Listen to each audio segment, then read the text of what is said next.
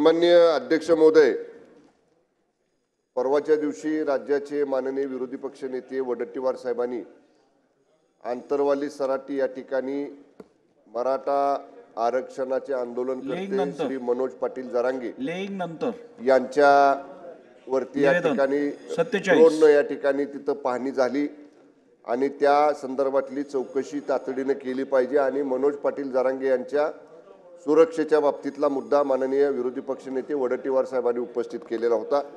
मी त्यावेळी सांगितलेलं होतं की पोलीस अधीक्षकांच्याकडनं या बाबतीतली सविस्तर माहिती सविस्तर अहवाल मागवला जाईल आणि त्या अनुषंगाने सभागृहाला अवगत केलं जाईल।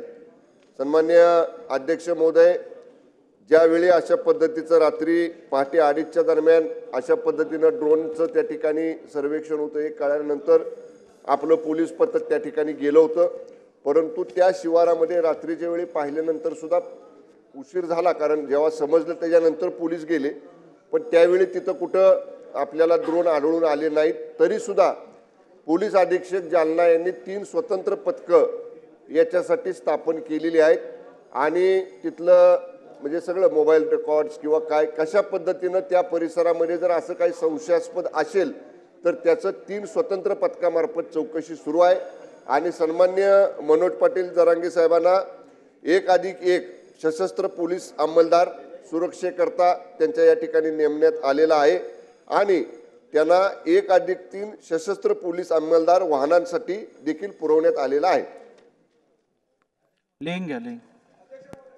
कागदपत्रे सभागृहाच्या पटलावर ठेवणे माननीय मुख्यमंत्री।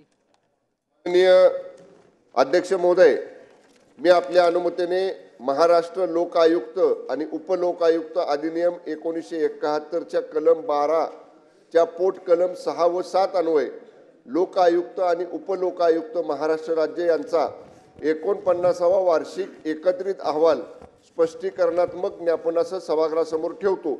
सदर्व अहवाल विधानसभेच्या पटलावर ठेवण्यात झालेल्या विलंबाची कारणे सोबत जोडली आहेत।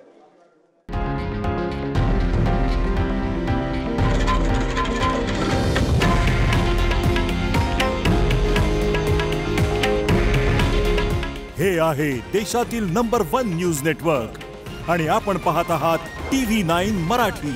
काळजी तुमची, हित महाराष्ट्राचं।